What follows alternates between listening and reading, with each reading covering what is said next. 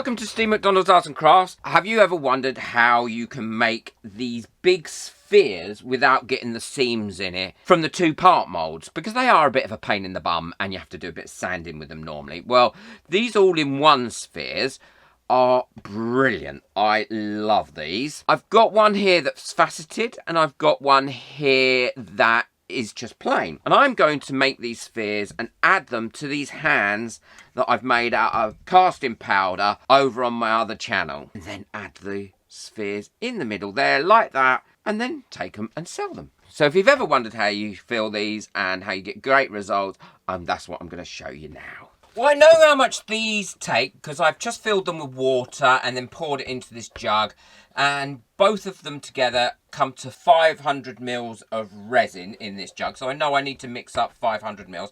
This deep pour resin or slow cure resin is mixed up as a 2-to-1 ratio. So it's 2 parts A to 1 part B. And if you're unsure how to work out what that is on this, just divide 500 by 3. So 500 divided by 3 is almost 167 millilitres. So if I take 2 of those and add them together, that means I need 334 mils of part A. I'm going to mark that on my here. So 200, 300 and 20, 40, 60, 80, 100, 20. So that's about there. So that's how much part A I need. And then I need part B to go up to the 500. Fairly easy to do. Take the full number, divide it by 3, add 2 of those numbers that you've now got together. That's 2 to 1. So you've got 2 parts, 2 equal parts of A and 1. I know everyone knows this. I don't know why I'm doing it. I apologise. It's because I was a bit thick. I've got all my resin mixed up now and I'm pouring this in. You don't need to worry about pouring this in slowly because these moulds have lovely, nice sized openings. The bubbles will release from them really, really easily. And I'm going to show you a technique as well that helps get rid of those little pesky bubbles a lot easier and stops them sticking in there when it's curing. Massive thank you to everyone that got me a coffee last month. If it wasn't for you, I wouldn't have been able to get my 3D printer. Check out the video on that. It is a great tool. I love it. I love it a lot. Also, a huge thank you to all my members. Don't forget, you've got a few more days to get your competition prizes in if you want to have a chance to win those large bottles of resin. If you'd like to become a member, then the link for that is in the description below. Now, what I'm adding here is some translucent gold or amber, and I'm only adding a little bit. I'm not stirring it in because I don't want to mix in additional bubbles. I'm just pushing it in right the way through, and as this cures up, that will disperse throughout this whole globe anyway, and just give it a slight colour.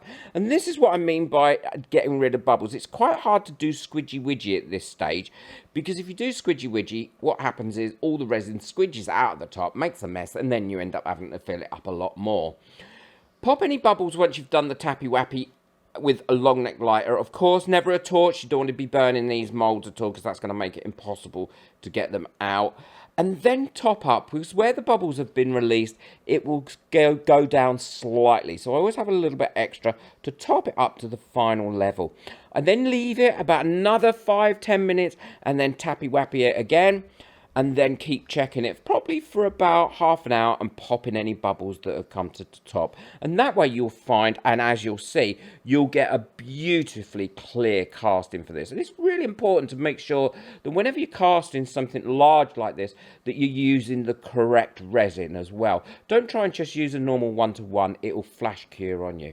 And now I'm going to leave it to cure. Well, these have been curing now for 3 days and it's ready to get them out. And the great thing about these moulds is if you pull them off evenly like this, then they work really well. I'm hoping there's not too many bubbles in it, although I generally don't get many in it. Oh, look at that. Now that is beautiful. Hardly any bubbles in that at all. That is a great thing about using the slow cure resin and ensuring that when you mix it, you don't leave any bubbles in it. That's beautiful and clear. I do like that faceted one. So this one, which should be just as easy to get out, is the one where I put a little bit of that amber or gold colour in. Hoping there's no bubbles in this one as well, because obviously this one not being faceted, it will show any bubble up. Oh, looks like there's one there. Oh no, it was a piece of resin. So that is lovely and clear. Let's put these moulds back in the correct way. So again, that is lovely and clear. Look how beautiful and clear that is. I do like that look of the very slight amount of translucent amber that's in there. So what I'm going to do with this one is, I'm not sure how much it's going to show up, but it might show up a little bit, is put some of this holographic vinyl on it. Now remember, I used this vinyl in some coasters to show you how to do some really cheap but very good holographic coasters, and if you want to know how I did that, I'll link that video at the end. Really easy to do, and this stuff is great to use. All I'm going to do is put that in there like that, try and get as few bubbles in there as I possibly can, and you get loads of sheets with this as well, and it works with your Cricut if you've got one. Push that in really quite firmly, and now I'm going to go round there with a sharp blade like this and just trim that off all the way around, being careful not to cut myself, and that should give you a great, really close finish to this. And it has given you a little bit of a holographic feel on the inside, not overly holographic, but once it goes against a different colour you will see that a lot more, I think. So yeah, there we go. You can see those lights refracting in there. Let's have a look at this one. Yeah, definitely. And I think that looks nice. And then, I'm not going to glue these in or do anything with them. All I'm going to do is pop them into the hands like that. And how easy was that? And I think, do you know what? I think you could sell these really well. I think they would sell for quite a good price. I would probably sell these for about £50 each, which is about 65 American dollars.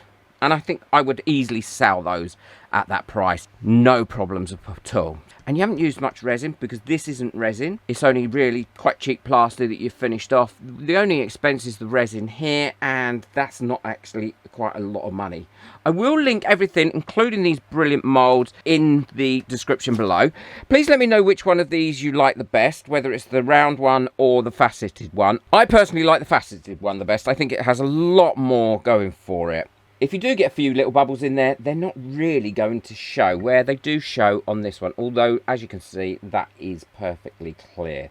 And that's because I used the Slow Cure Resin by J Diction, which again, I will link in the description below. Please boop that like button and hit that subscribe button if you're not already a subscriber. As I said, links for everything will be in the description below. If you'd like to buy me a coffee or want to get hold of anything, I put loads of links to different things in the description below that I'm sure you'll find will be really useful for you. If you didn't see how I made these hands, it was really easy, then check that video out. It's on my other crafting channel. I will put the card up at the end of this video so you can easily check it out. It's a great video, and there's lots of hints and tips and tricks on how to make them without bubbles.